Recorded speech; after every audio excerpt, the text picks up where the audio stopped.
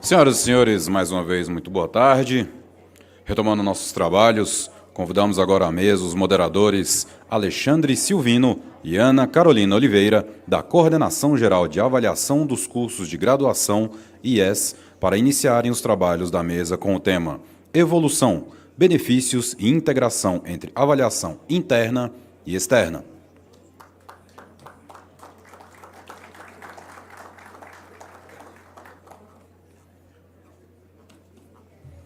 Lembramos a gentileza a todos que desejarem fazer alguma questão aos palestrantes, que solicitem os cartões de perguntas às nossas recepcionistas. Gostaria de convidar, portanto, os palestrantes, a professora Marion Kreutzberg, o professor Carlos Almir Monteiro de Holanda e o professor Carlos Roberto Juliano Longo.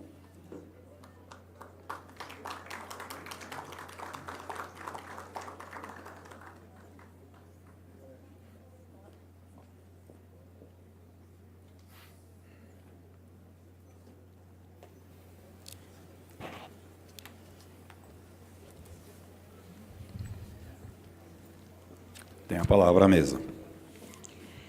Boa tarde a todos e todas, presentes e à distância.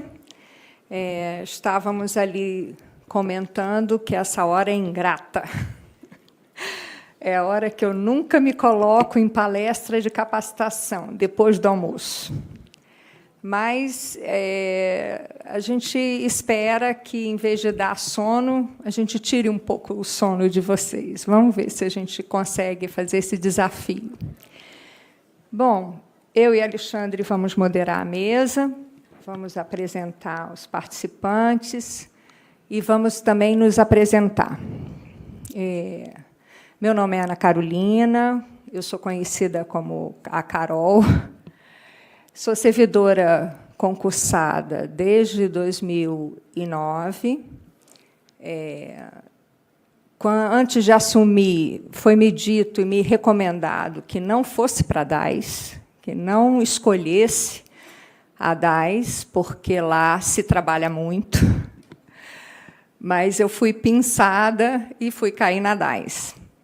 Confesso que não tenho a menor ideia se as outras diretorias trabalham tanto quanto a gente, porque não dá tempo para saber o que as outras diretorias trabalham, né?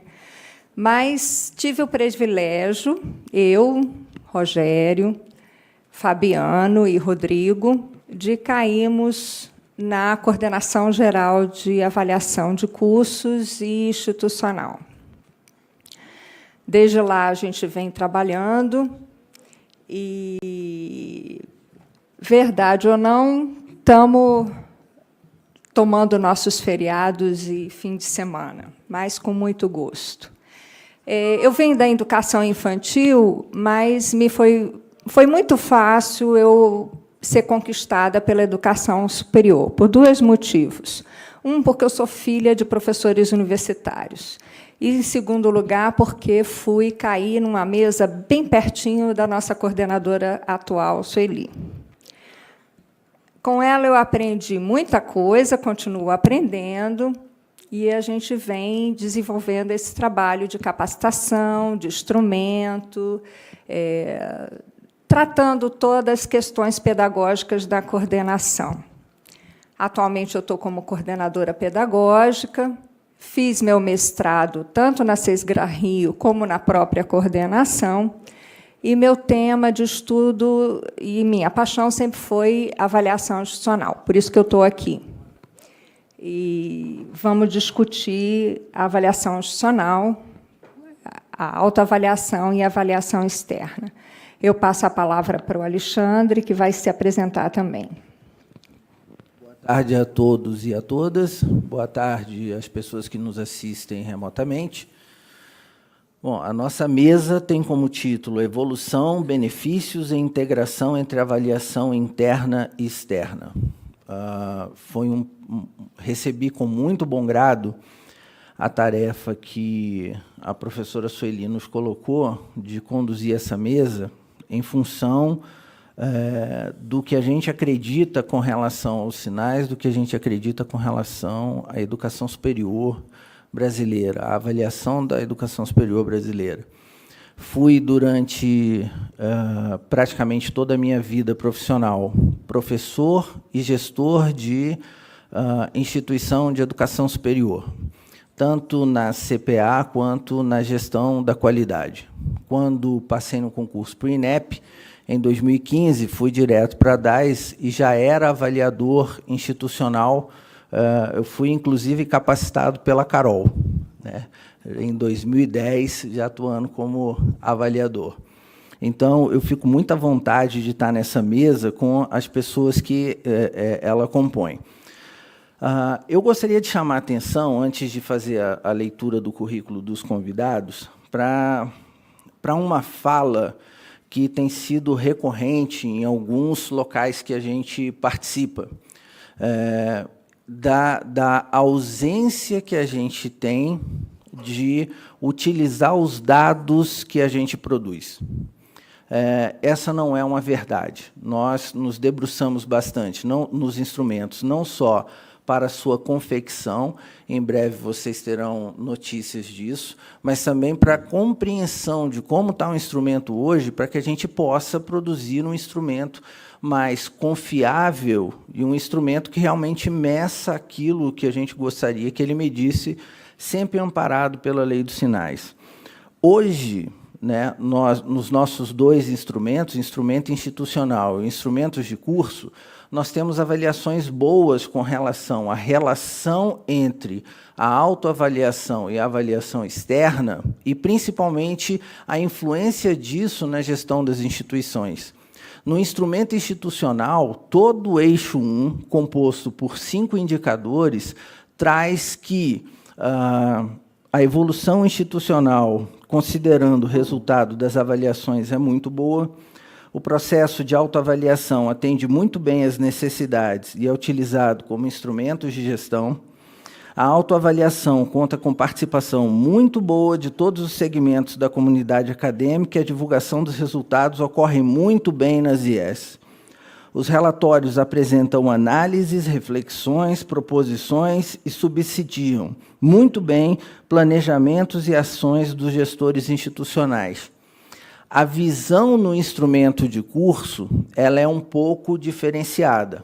Ela não está no muito bem, ela está no suficiente. Então, existe aí uma visão de curso diferenciada do que é a visão do olhar institucional nos dá. E isso acaba sendo um pano de fundo para que os nossos debatedores possam aproveitar nas suas falas. Então, vou apresentar primeiro o professor Carlos Almir Monteiro de Holanda. Professor Carlos Almir foi coordenador do curso de Engenharia Mecânica em 2 mandatos, responsável pela reforma do projeto pedagógico do curso de 2003 a 2006. Foi responsável, na sequência, pelo projeto pedagógico que criou o curso de Engenharia Metalúrgica e primeiro coordenador do curso em questão, de 2006 a 2009. Foi chefe de departamento de Engenharia Metalúrgica e de Materiais, 2009 a 2011. Foi coordenador de extensão de 2011 a 2015. Hoje é diretor do Centro de Tecnologia, é presidente do Fórum de Coordenadores da Graduação, diretor adjunto de ensino, foi pró-reitor adjunto de extensão, membro dos 3 conselhos superiores da UFC e presidente da Fundação ASTEF, Fundação de Apoio ao UFC, de 2007 a 2014.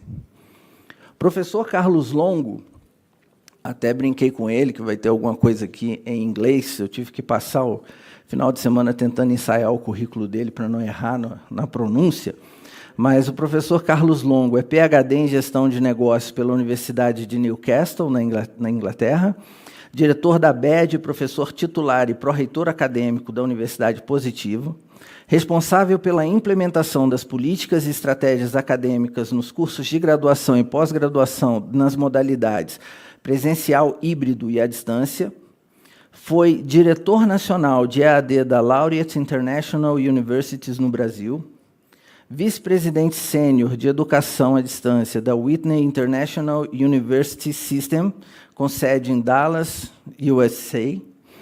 Foi diretor do FGV Online. Sob sua liderança, o FGV Online transformou-se em um dos mais prestigiados programas de ensino à distância no Brasil.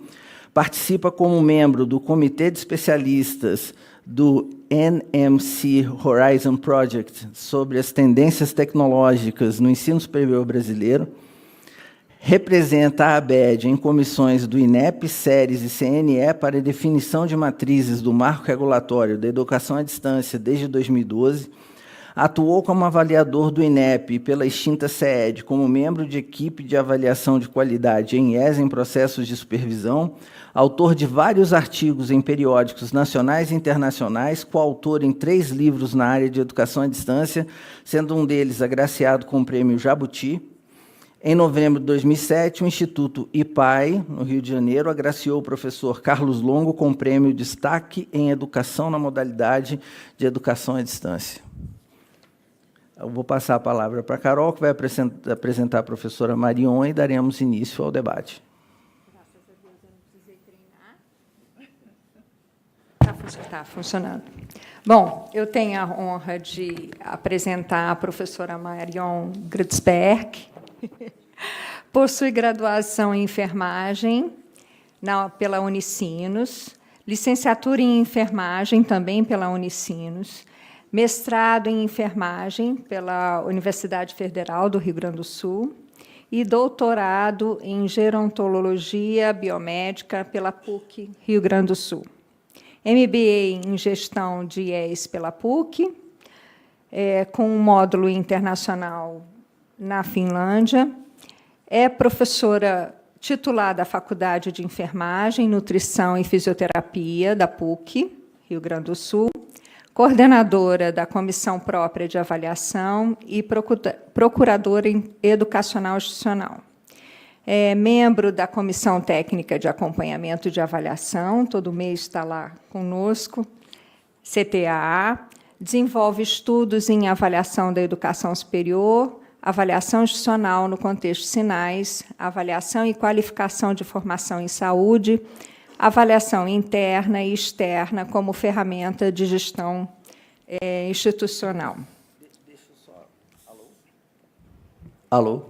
Deixa eu só fazer um complemento de uma parte importante no currículo do professor Carlos Almir. O professor Carlos Almir é avaliador do Bases e também é membro da CTAA. Então, tem uma visão bastante privilegiada com relação ao que a gente vai discutir. Bom, antes dos sinais, nós tivemos algumas experiências de avaliação da educação superior, né?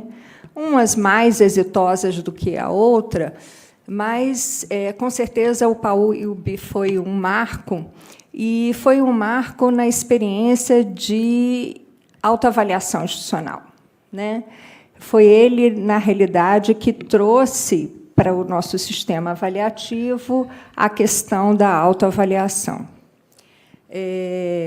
Dentro dos sinais, o tripé está colocado claramente: avaliação institucional, curso e de desempenho do estudante. Mas, já lá atrás, em 2006, logo depois de ser instituído, documentos afirmam que a autoavaliação seria o ponto de partida, um dos instrumentos constituídos para o processo global de regulação e avaliação.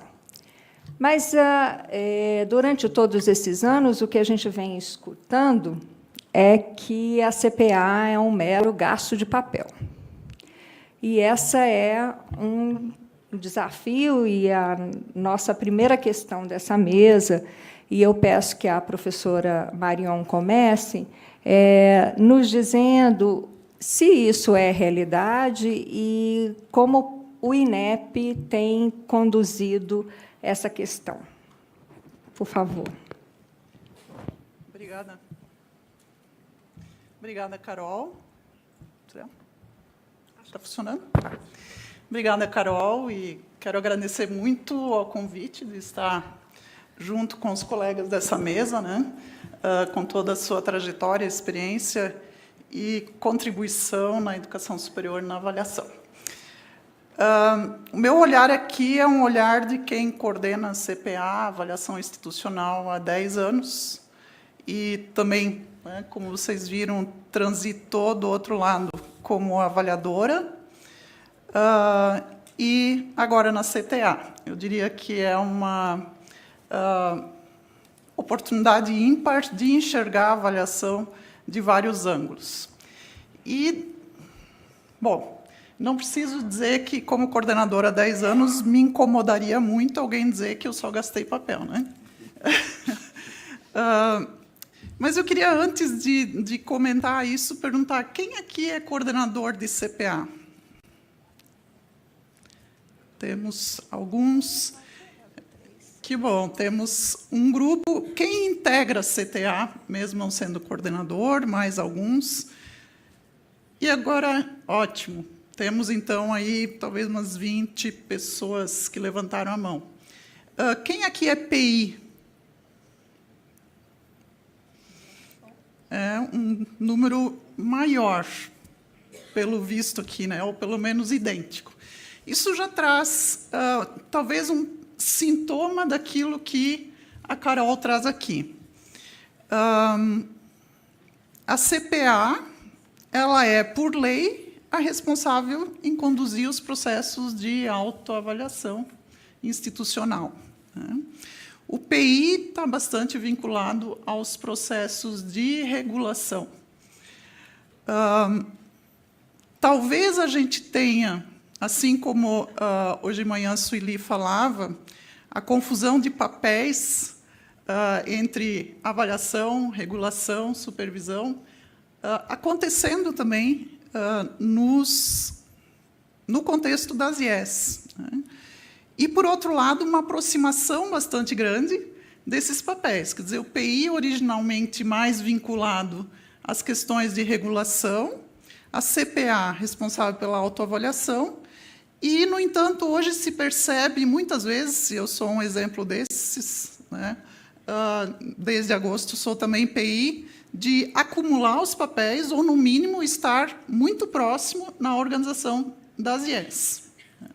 Então, eu diria que isso não é algo negativo, pelo contrário, mostra certamente um avanço na articulação dos papéis, desde que a gente não os confunda ou não os substitua. Na CTA, muitas vezes a gente percebe um preenchimento de formulário com um olhar mais regulatório e, provavelmente, de um PI não tão conhecedor dos processos avaliativos, que mostra, em alguns momentos, esse afastamento da CPA dos processos que envolvem avaliação. E, ao conversar com alguns colegas coordenadores de CPA antes desse seminário, houve um pouco essa manifestação, né? Um certo sentimento de que o papel do PI está sendo mais requisitado do que o coordenador ou as CPAs, seja na interlocução mesmo direta com o INEP, né? Ou até mesmo em possibilidades de capacitação e contato contínuo. E talvez esse também seja o fato dessa aproximação maior de PIs e CPAs, né? Uma busca de um conhecimento amplo desses processos de avaliação que subsidiam a regulação e que, por outro lado, se articulam também na instituição, né? Então, eu diria que, talvez nas instituições em que a CPA continua isolada de todos esses processos, dos processos de gestão e dos processos de regulação, eventualmente ela é um papel figurativo. Mas, onde a gente vê esses processos articulados, não necessariamente juntos, no mesmo setor, a gente, com certeza, vai observar que houve avanços, que houve evolução do início dos sinais até agora. Essa evolução ela pode ser pequena aos olhos de algumas pessoas, né? Mas é importante a gente lembrar que os sinais, propriamente dito, têm 13 anos, ou seja, é ainda um adolescente buscando, em determinados momentos, a sua afirmação. Entre limites e possibilidades, que vimos hoje de manhã, trazidos pela DAIS, né, as outras dimensões da avaliação também se encontram nessa tensão permanente entre limites e possibilidades. Mas o que eu posso dizer, tendo participado em 2009 do primeiro estudo a partir dos relatórios de autoavaliação feitos pelas CPAs naquele período antes de 2009, e o que eu vejo hoje de relatórios de autoavaliação, quando os analiso em recursos da CTA, e o que eu percebia nos últimos anos como avaliadora, nós tivemos, sim, um crescimento, uma evolução substancial nisso. Mas eu diria que não é de forma absoluta. Não dá para dizer que isso acontece em todas as instituições, sejam elas públicas, privadas, comunitárias, privadas. Né? Nós vamos ter diferenças dependendo de como a instituição enxerga a autoavaliação. Então, essa fala de que tudo começa na autoavaliação, eu acredito muito nela, e ela é que determina o tamanho dos processos de autoavaliação e a relação desses com a avaliação externa na instituição.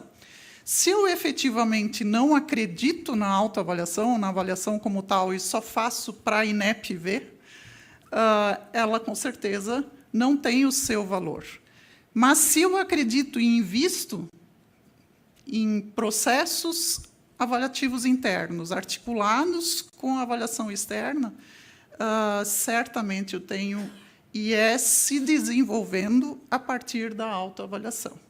Nós temos muitas IES, como se falava antes, né, desde o tempo do PAIUB, muito antes disso, que já tinham órgãos internos semelhantes ao que é hoje a CPA, e que há 30 ou 40 anos experimentam e têm em seus pressupostos institucionais a necessidade da autoavaliação contínua e permanente para qualificação.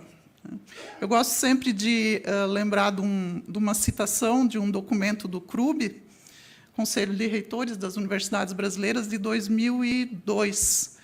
E ele começa dizendo assim: o sucesso de uma instituição está intimamente relacionado com a sua capacidade de autopercepção. E isso é assim, quer dizer, à medida que eu me percebo entre limites e possibilidades da educação superior, eu assumo ou não buscar a qualificação permanente. Se eu me contento com o que eu oferto, eu fico estagnado. Né? Então, essa fala de que a CPA está para gastar papel, ela pode ser real nas instituições que não enxergam a avaliação como aquele processo que mobiliza para a qualificação permanente da IES, certamente. Né? Então, eu diria que aquilo que se prevê permite avanços importantes na educação superior. E eu diria que o maior ganho, a evolução que se vê em termos de instrumentos, por exemplo, é o instrumento institucional, incluindo no eixo 1, a importância da autoavaliação e da avaliação externa na relação com o planejamento.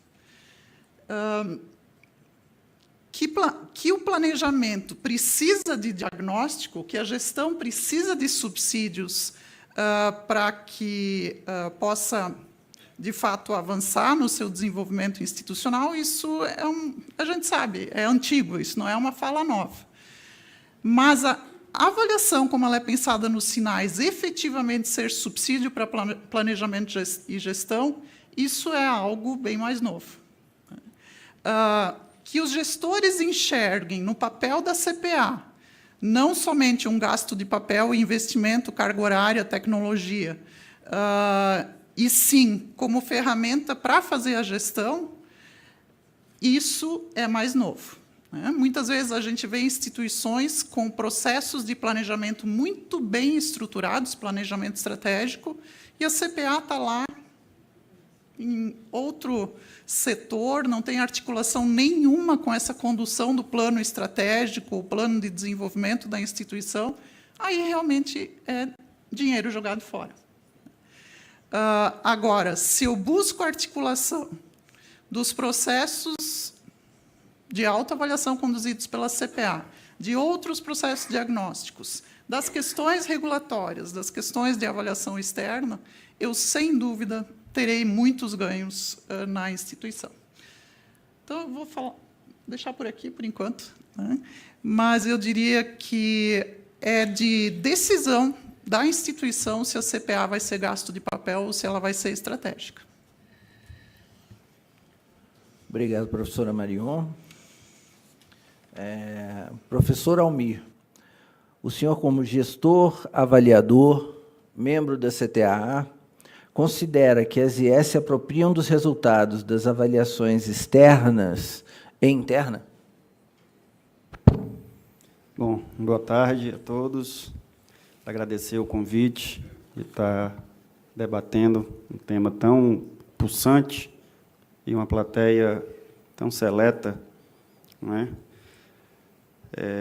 Bom, difícil responder. Na realidade, eu entendo que ela utiliza, mas muito pouco.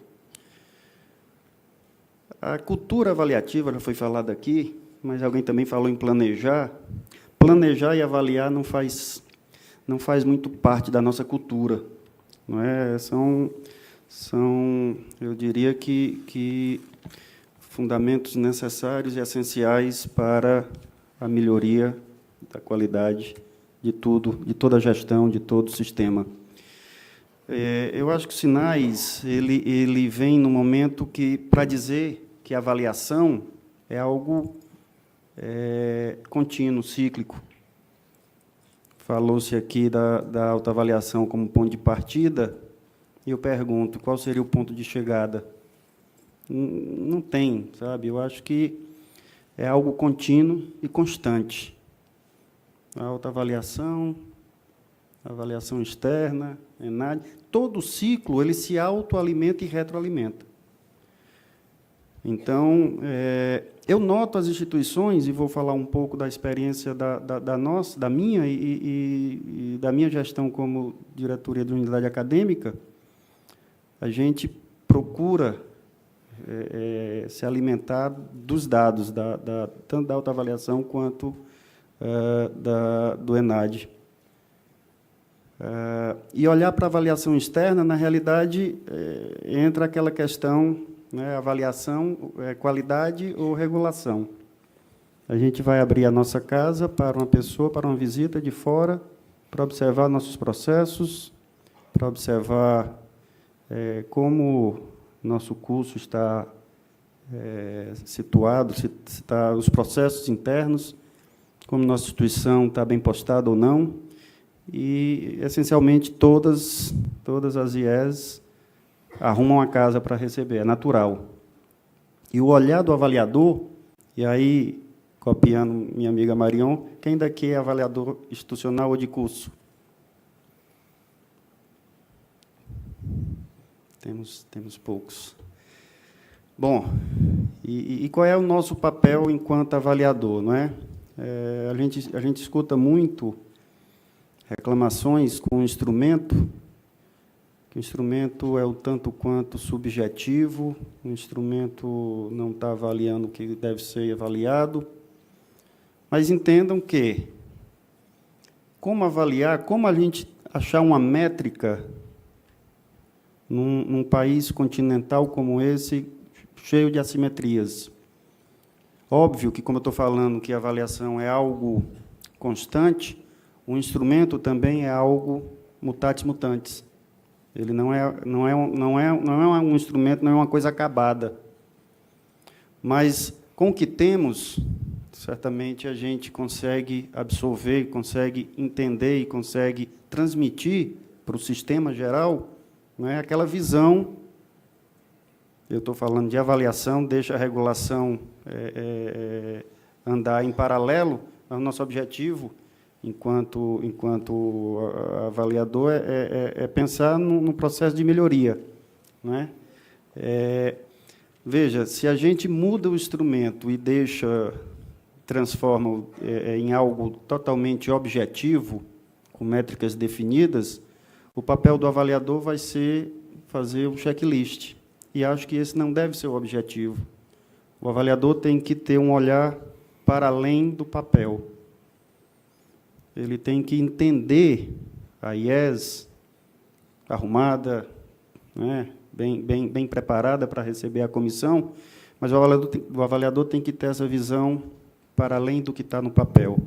Eu acho que é nesse momento do relatório que ele vai trazer para o sistema as informações necessárias para a melhoria da qualidade.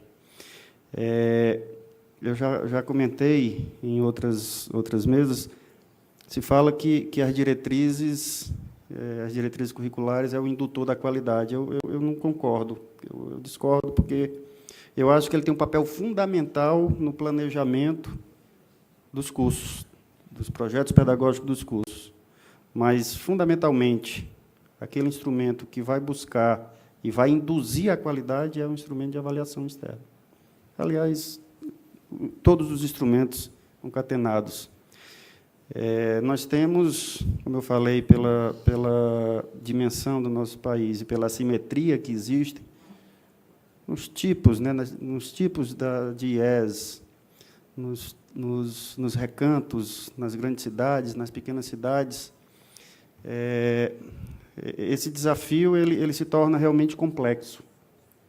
Mas talvez eu desconheço outra ferramenta com mais poder, né, de atingir os 4 cantos do país quanto o instrumento externo. Mais uma vez, a IES, o curso, se prepara para mostrar uma coisa que, de repente, não é o que se faz no dia a dia. E o avaliador tem que ter essa percepção e esse olhar diferenciado, não como um mero preenchedor de lista, né? Então, esse papel é fundamental, e aí eu entendo que eu sinto falta, quando houve uma mudança na composição da comissão para a IES, que dá aquela heterogeneidade necessária para a comissão, aquele olhar um pouco mais amplo, né? Ter 2 avaliadores de regiões diferentes, ter 2 avaliadores que são de origem de instituições diferentes, privada, pública, comunitária, enfim, você ter um olhar um pouco mais amplo, um pouco mais abrangente. Eu acho que isso é importante no papel da avaliação externa. Olhar, a comissão chegar sem o preconceito do que é o que deve ser cada IES, respeitar, né, as diferenças, respeitar as singularidades. Então, eu acho que é um desafio que ainda precisa ser tratado. E quanto ao instrumento, como eu falei, ele não pode ser tão objetivo, né, tem que deixar um pouco da subjetividade, mas, ao mesmo tempo, o banco de avaliadores ele tem que ser constantemente capacitado, constantemente provocado. Eu acho que eu passei, logo no meu início, eu sou avaliador desde 2006. Nas minhas primeiras avaliações era uma dificuldade, era uma briga interna muito grande para tentar entender, para tentar compreender o sistema e tentar avaliar da forma mais, né, com mais distância possível da minha realidade, da minha IES. Mas não é fácil, né? Aqueles avaliadores que estão aqui sabem da nossa dificuldade. Então, eu acho que, com as ferramentas, né, do Moodle, eu acho que nós temos que ser provocados com mais intensidade. né, fóruns de discussão, eu acho que tem que ser mais provocados, e a participação de cada um dos avaliadores tem que ser mais feita com mais intensidade. Só assim a gente diminui esses olhares tão heterogêneos da comissão. Eu acho que essa provocação eu deixo para o público fazer como Marion. Eu acho que a provocação vai servir para que a gente possa debater, né? E eu acho que eu paro por aqui para a gente poder ter tempo para conversar depois. Obrigado. Obrigado, professor Almir. Professor Carlos Longo, quais são os elementos de convergência e dissimilitude entre a autoavaliação e a avaliação externa que o senhor enxerga tendo uma ênfase, um foco mais para a EAD?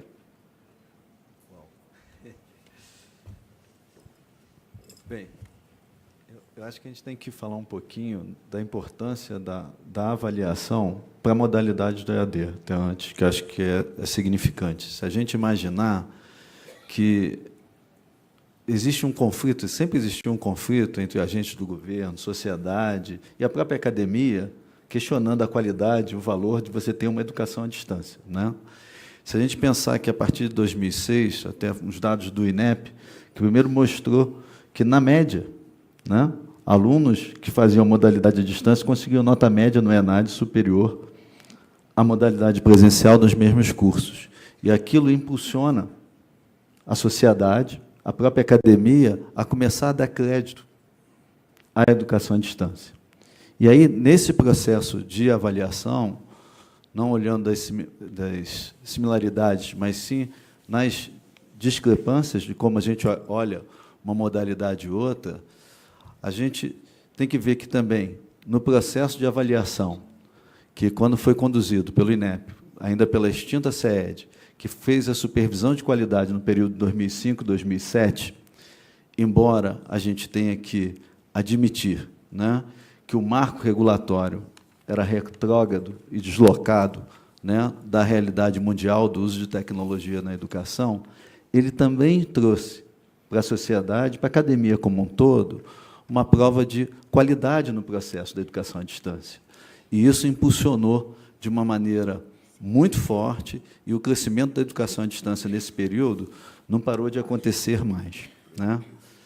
Pensando ainda, olhando essas questões, eu acho que é importante a gente ver que, para a ABED, né, a avaliação externa deve ser encarada pelas IES como instrumento de gestão no processo da metodologia à distância, né, da modalidade à distância, especialmente a avaliação em loco, que é um outro olhar para os processos pedagógicos e acadêmicos da instituição.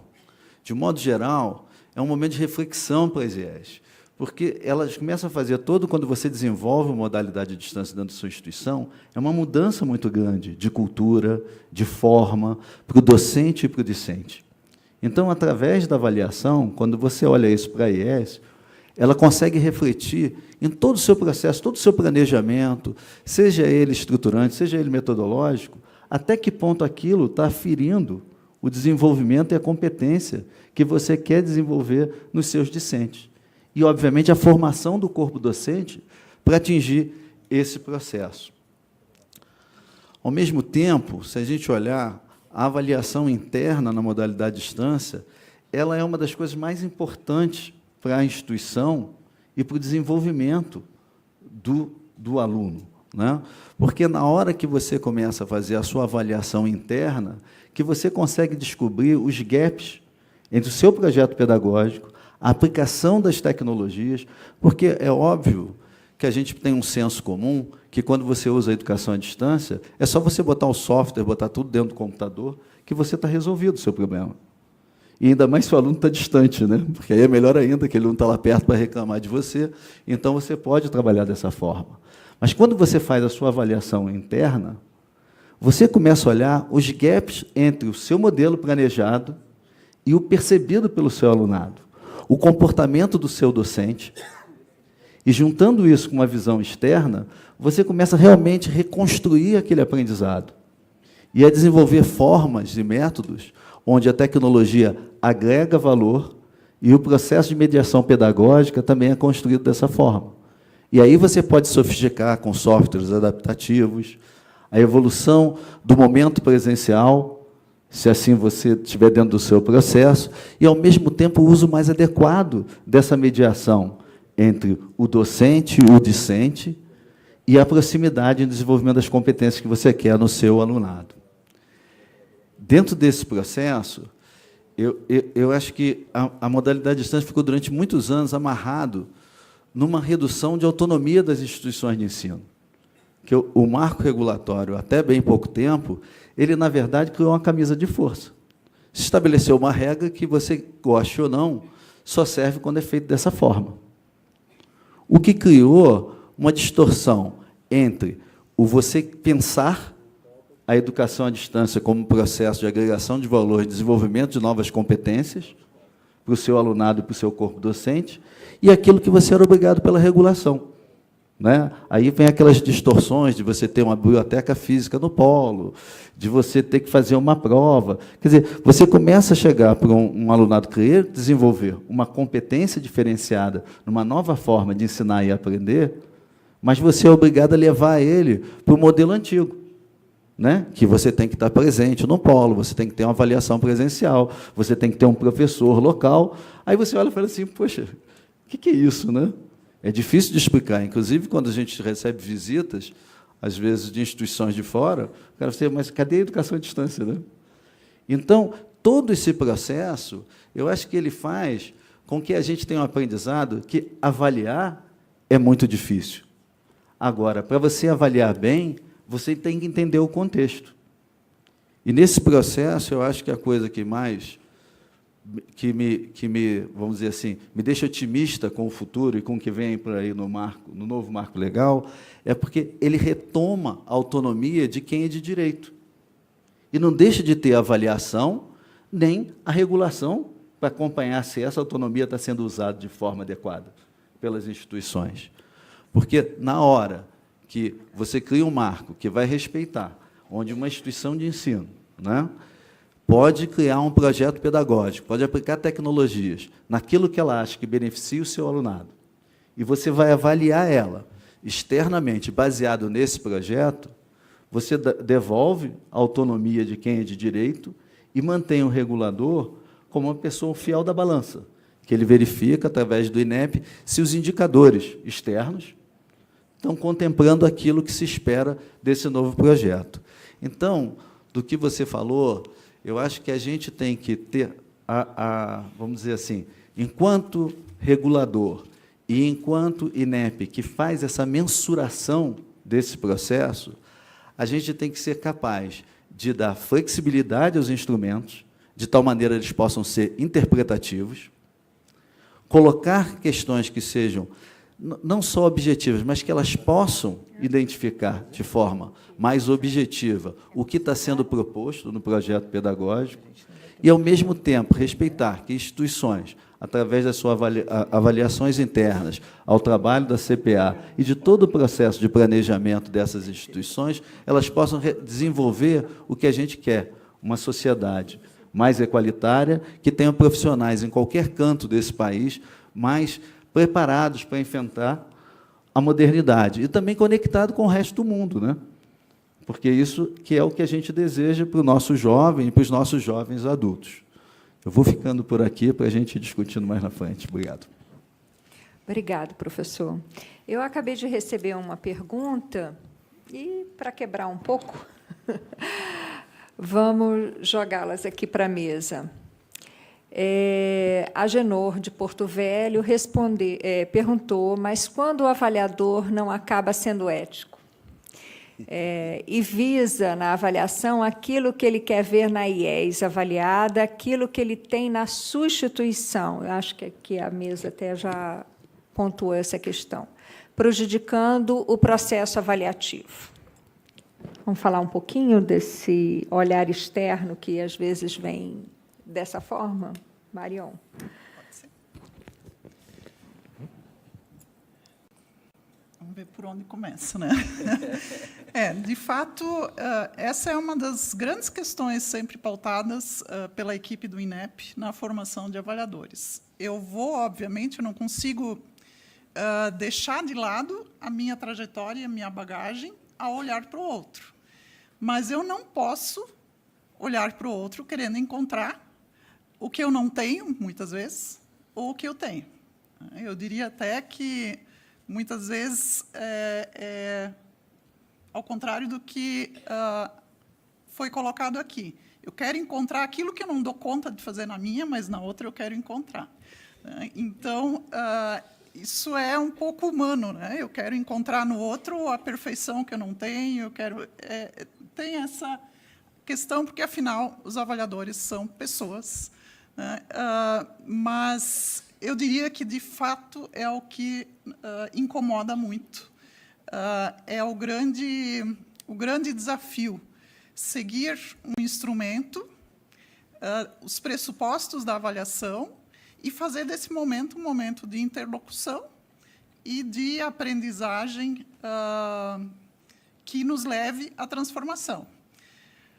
Eu diria que, muitas vezes, os relatórios de avaliação externa, os dados que vêm desse momento, talvez não provoquem reflexões posteriores por esse mal-estar que pode ser gerado, né? Uma avaliação em que se tem um mal-estar, eu quero mais que venha o resultado, se for o caso, eu impugno o relatório, ou eu esqueço aquilo e aquele relatório fica engavetado, e aí eu diria, sim, é um gasto de papel, é um investimento público e da própria IES que não ajuda na transformação da educação superior, nos avanços da educação superior. Certamente, a relação que se estabelece entre a comissão e a instituição são fundamentais, né? Não tem como a gente imaginar que a instituição, que o coordenador que recebe, o NDE, os gestores, enfim, diante de um processo desastroso, consigam acreditar no processo, né? E, por isso, a Sueli chamava a atenção hoje de manhã, tão importante a realização da avaliação que a IES faz acerca dos avaliadores. O INEP tem essa função, o avaliador que faz parte do BASE sabe que ele será acompanhado em sua aprendizagem como avaliador e de seu desempenho como avaliador, e essas correções precisam ser feitas. Mas, sem elementos para isso, não há como fazer isso, né? Então, a gente percebe que, muitas vezes, a IES não avalia, mas aí, diante de uma situação, de um conceito que ela não aceita, aí, no recurso, ela traz as dificuldades que teve com o avaliador. E aí a gente, obviamente, considera as dificuldades trazidas ali, mas já se levanta um ponto ali, tá? Mas essas dificuldades, como é que foi isso? A IES está trazendo porque entendeu que houve um prejuízo no conceito, ou a IES está trazendo com a sua concepção de avaliação que não foi atendida, né? Então, eu diria que, de fato, essa atitude, seja do avaliador, seja da IES, diante do processo avaliativo, ela muitas vezes determina o uso adequado, né, desse dado para a continuidade do processo, né? Ou até desvirtua aquilo que se entende como processo avaliativo quando a gente tem aí a dificuldade de atitude, né? Eu acho que, sem querer repetir, mas a gente vai chover no molhado. Na realidade, eu entendi a questão da ética em dois caminhos. Um não necessariamente ético. É aquela dificuldade de despir o avaliador das crenças e preconceitos. Uhum. Aí é onde entra a capacitação de forma intensiva. com a falta de ética propriamente dita, aí realmente é difícil, né? E eu falo de uma ética de uma maneira geral também. A ética da IES em camuflar o que não é, e a ética do avaliador em querer vantagens ou algo mais.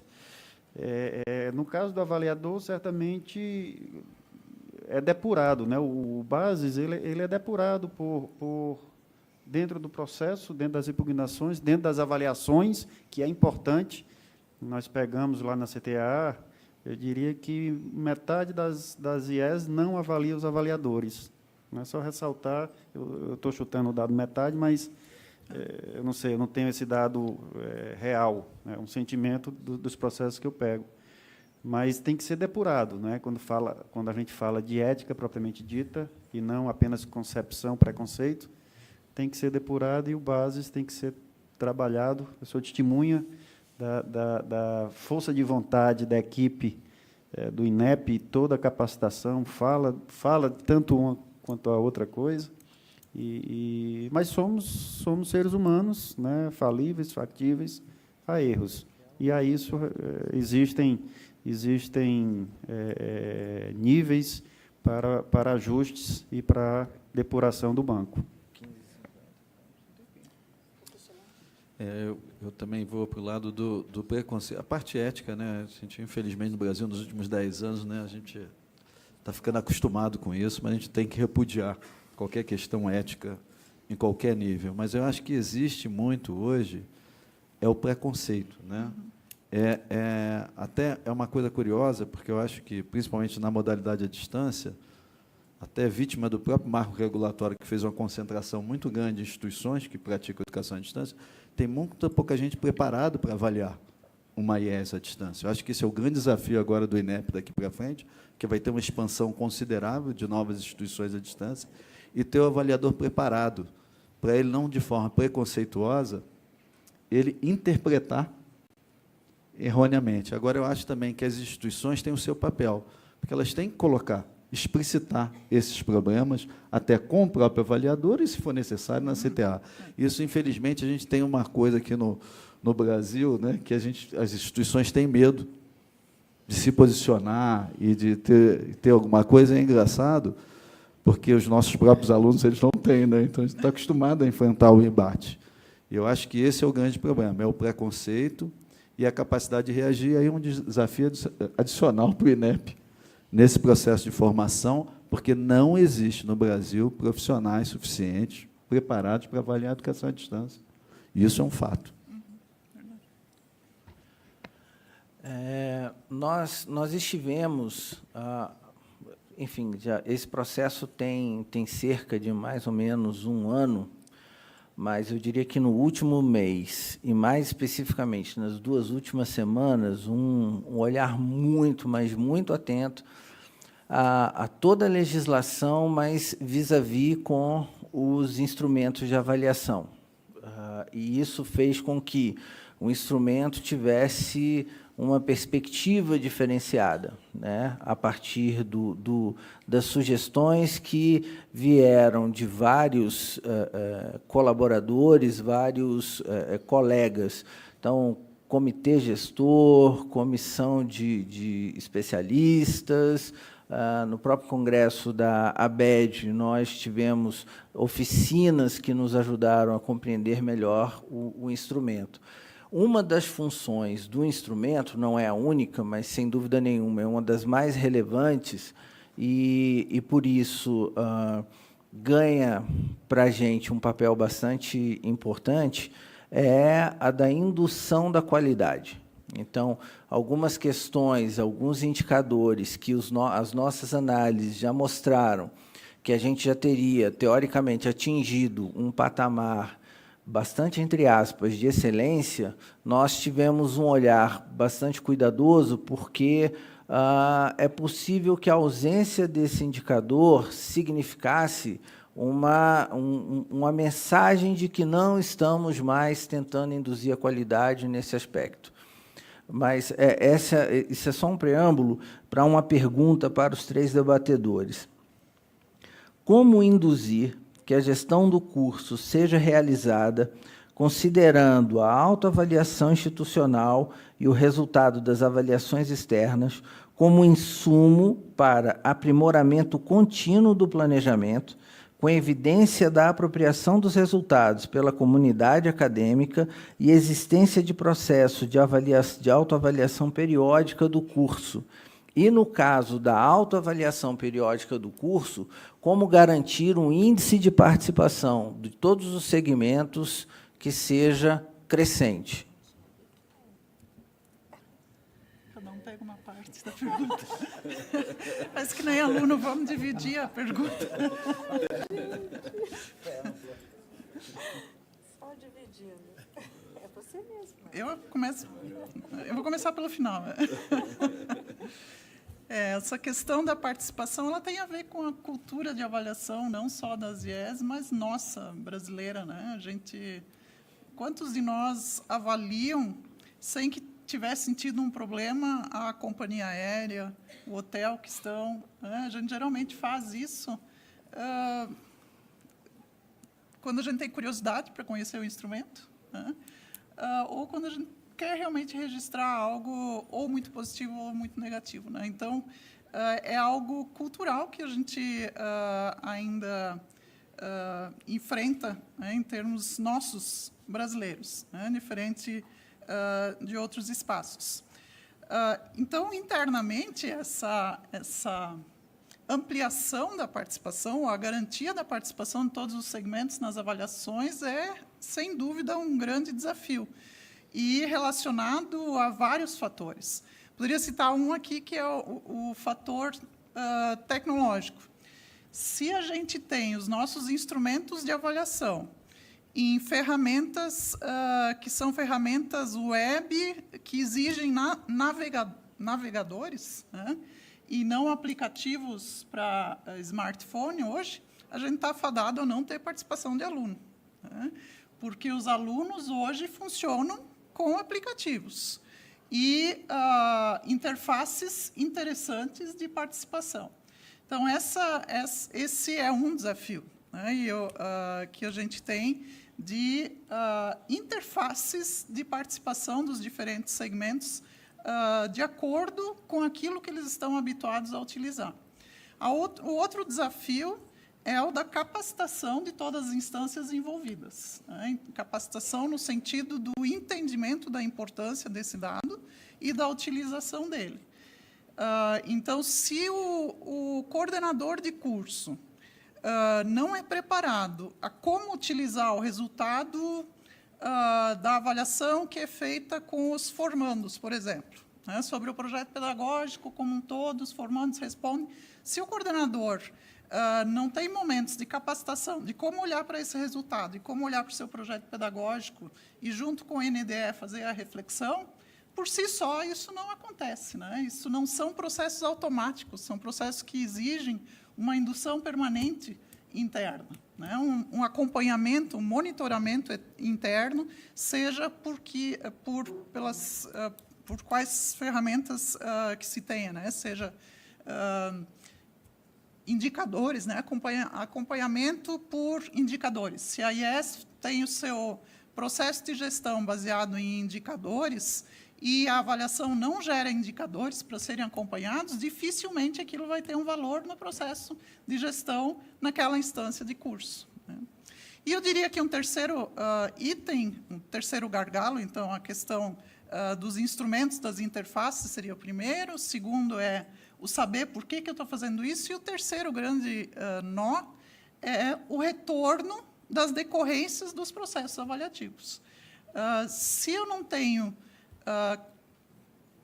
claramente um momento de mostrar para a comunidade acadêmica que participou da avaliação da infraestrutura, se eu não tenho um momento em que eu mostro os resultados e que eu mostro o planejamento que se faz a partir disso, de eventuais mudanças, para que eu vou participar da próxima vez, né? Então, o terceiro desafio, e eu diria talvez o mais complexo em todas as instituições, é como fazer a discussão coletiva e o retorno das decorrências que vêm de um processo avaliativo, né?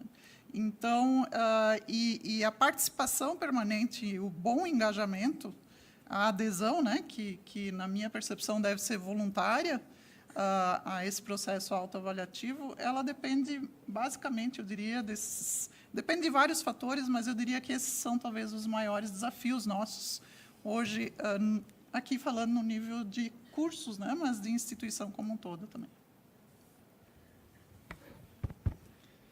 Falar depois da Marion é bom que não precisa mais esticar muito a baladeira, como a gente fala na minha terra. Na realidade, mais uma vez, passa por acreditar que é um processo de melhoria. Né? Nossa cultura entende a avaliação como algo punitivo, e aí é difícil. Ninguém motiva por decreto, por lei. E aí que está a dificuldade. A motivação ela vem quando a comunidade acadêmica entende como algo necessário para melhorar o seu curso, sua instituição, melhorar o seu entorno. Então, passa por tudo isso que você falou, essas três etapas aí, esses 3 pontos, certamente é a base para ter um processo realmente viável.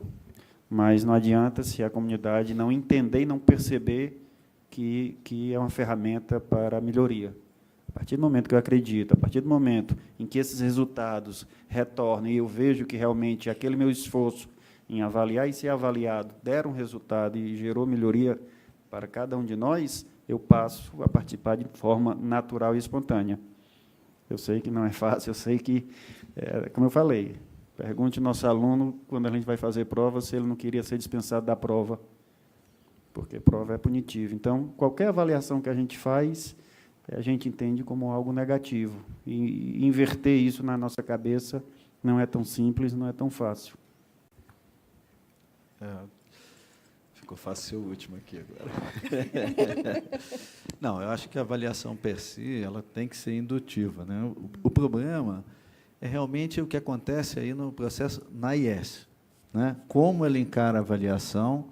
E tem uma outra complexidade que eu acho o seguinte, que há uma dificuldade de entendimento, principalmente, por exemplo, uma avaliação quando não é em loco, né, como o ENAD.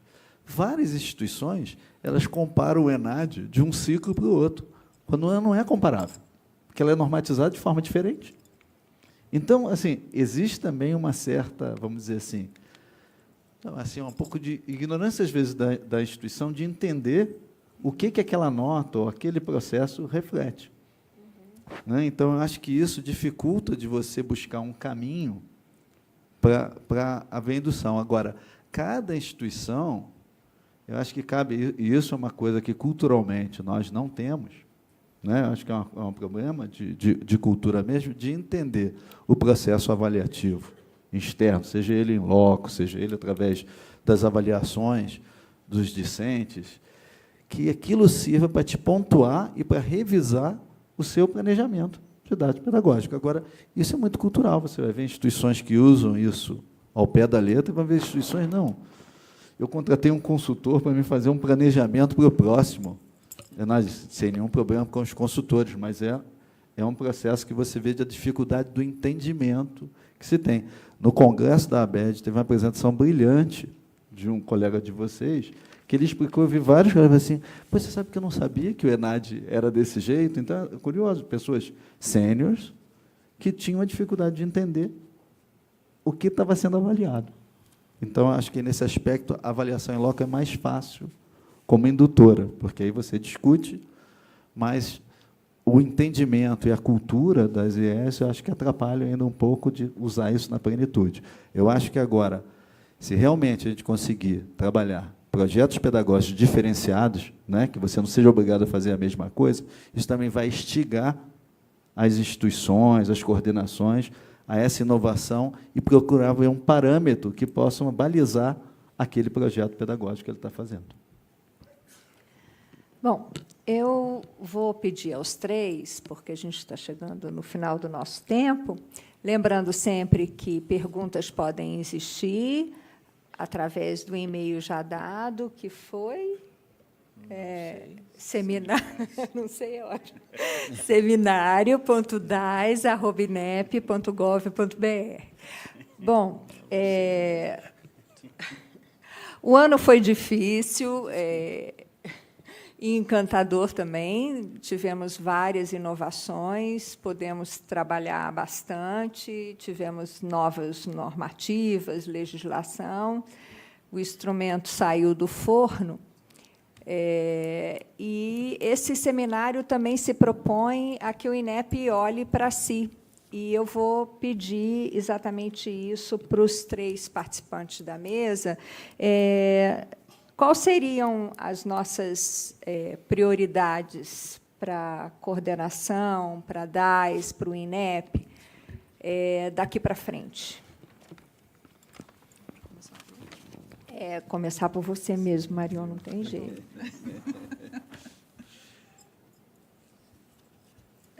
Eu diria, aquelas possibilidades apresentadas hoje de manhã, elas certamente são...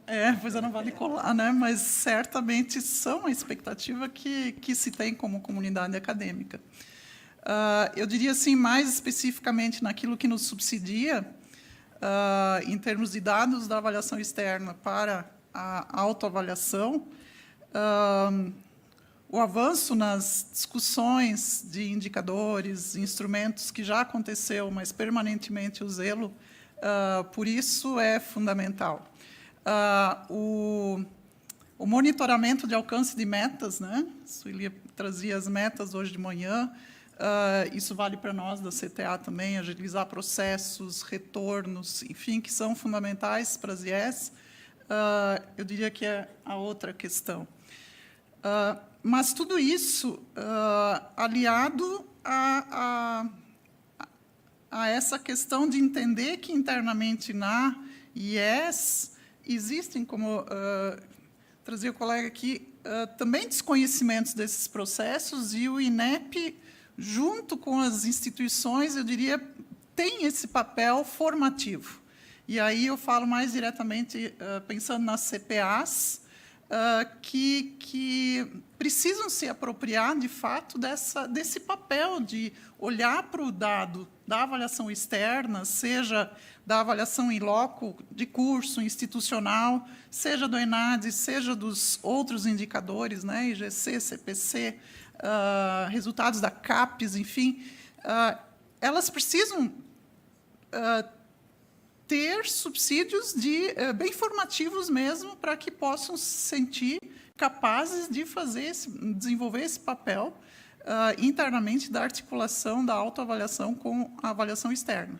E, por outro lado, por mais que o INEP fizesse, não adianta se nós não tivermos um compromisso mútuo da IES em investir nos processos autoavaliativos. Se eu não tenho uma CPA com recursos humanos, que tenham carga horária para isso, que tenham capacitação, que sejam incentivados, né, a estudar avaliação, a participar de eventos, enfim, se eu não tenho pessoas com a condição de fazer toda a fundamentação metodológica de avaliação interna, para que eu possa gerar dados confiáveis, né, e fazer análises que gerem resultados e relatórios de gestão que possam levar à tomada de decisão, é desastroso, né? Eu não posso, imaginem, uma interpretação errada de dados, sejam eles de autoavaliação ou de avaliação externa, e isso ser colocado à disposição da administração superior da instituição e ela tomar decisões equivocadas porque as análises estão equivocadas. Então, o processo formativo ofertado pelo INEP, para que, de fato, a gente não tenha um descolamento daquilo que se tem de finalidade principal da avaliação, e o processo formativo interno, para que aconteça essa articulação entre avaliação e autoavaliação e avaliação externa, eu diria que é a grande questão. Nós temos, assim, se a gente olha para 5 anos atrás e olha hoje, aos poucos a gente tem uma produção de conhecimento maior na área da avaliação institucional. talvez não muito grande ainda. Eu vejo os dados, o Renato trazia hoje de manhã, né, relatórios, microdados, todos já disponibilizados desde 1º de setembro, e quem é que já utilizou e já está analisando, né? Poucas instituições, certamente. Eu vejo esses dados subutilizados nos programas de pós-graduação em estrito senso, dados riquíssimos, né?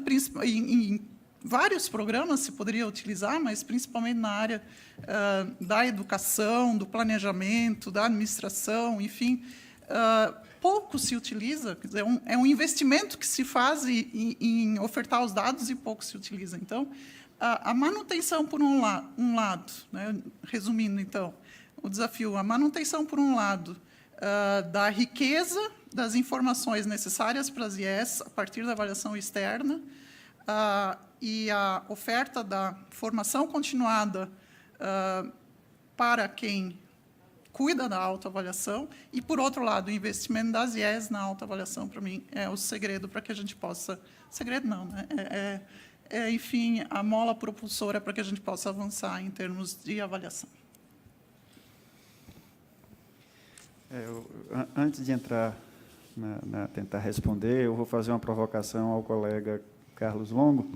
Ele falou 2 vezes em flexibilização, né, do instrumento, dos currículos, me lembrou diretrizes curriculares, mas o que eu noto é que, por mais que a gente queira flexibilizar, lá na frente vem o conselho profissional que não deixa. Então, será que a falta de flexibilidade é daqui, das diretrizes, do instrumento, ou mais dos conselhos profissionais, não é? Essa discussão, eu acho que a gente tem... É só provocação, tá?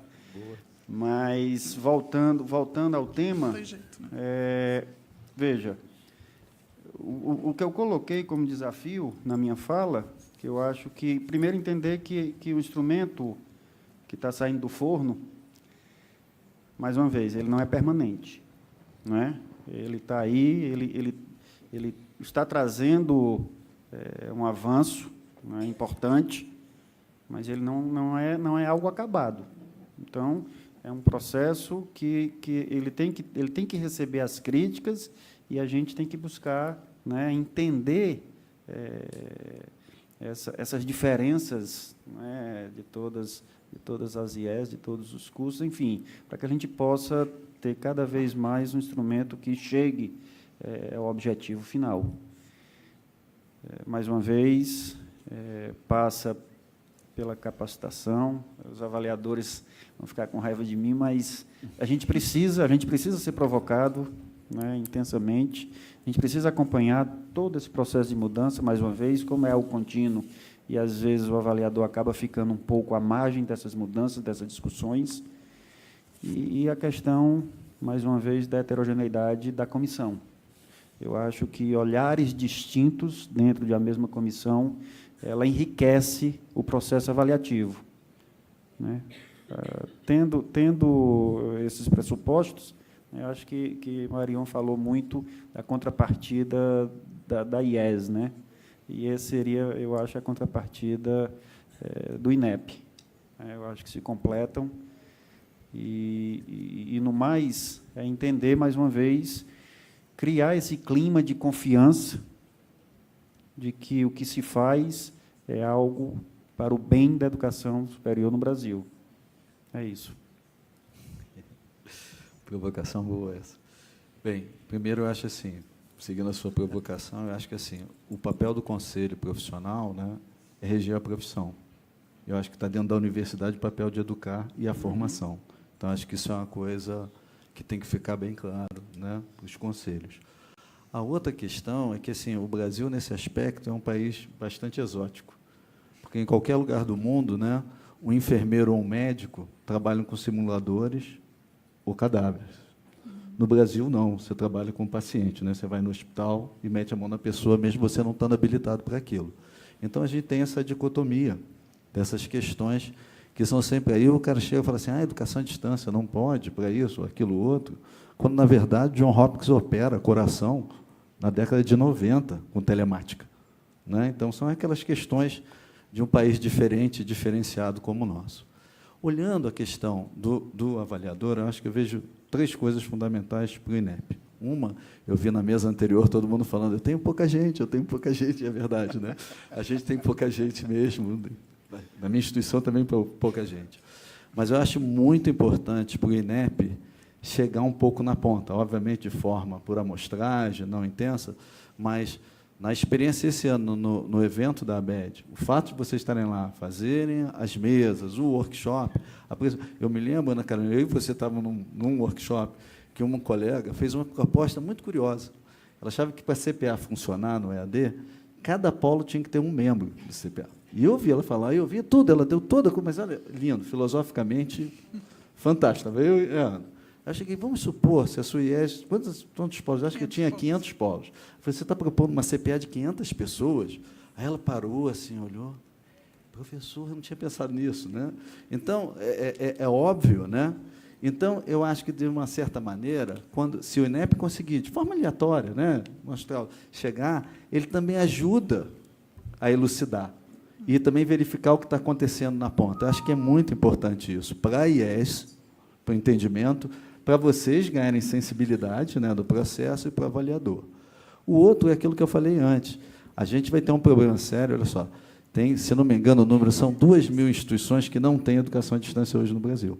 E elas terão nos próximos 6 meses a 1 ano. Então, tem que ter pessoas capacitadas para avaliar essas instituições. Eu não estou nem falando do polo, que vocês se livraram dele, né? Eu estou falando só dessas 2.000 caras que vão estar fazendo isso. Então, tem que ter gente capacitada, e não tem esse profissional. Então, treinamento, capacitação, vai ser a palavra de ordem, eu acho, nesse processo de evolução. Agora, mais do que tudo isso, eu não sei, eu, como profissional da educação, eu acho que a gente tem que cabeça aberta de que nosso papel fundamental, IES, regulador, INEP, é trabalhar pelo desenvolvimento da educação superior no Brasil. E não ser preconceituoso, não querer ser corporativista, não querer ser retrógrado, né? Ou chegar assim, isso não pode, porque tudo na vida pode, né? É só uma questão de a gente querer fazer. Obviamente, tem que ter ética, tudo, mas isso não é precíclico, né? Você tem que ser assim. É que a gente vive num país que primeiro, o criminoso tem mais visibilidade na televisão do que um professor de matemática no interior do Maranhão. Então, eu acho que nós, como instituições de ensino, como reguladores, como avaliadores, a gente tem que valorizar o que é bom e tentar desenvolver isso e ter instrumentos que mostrem para a sociedade isso aqui é melhor, isso é bom e isso é satisfatório. E eliminar o que tem de ruim. 15h49. A previsão é até 15h50. Seremos muito pontuais se eu não fizer um discurso final. Então, eu gostaria só de agradecer a professora Marion, professor Carlos Longo, professor Almir, Ana Carolina, e a todos vocês por essa oportunidade de debater essas 2 avaliações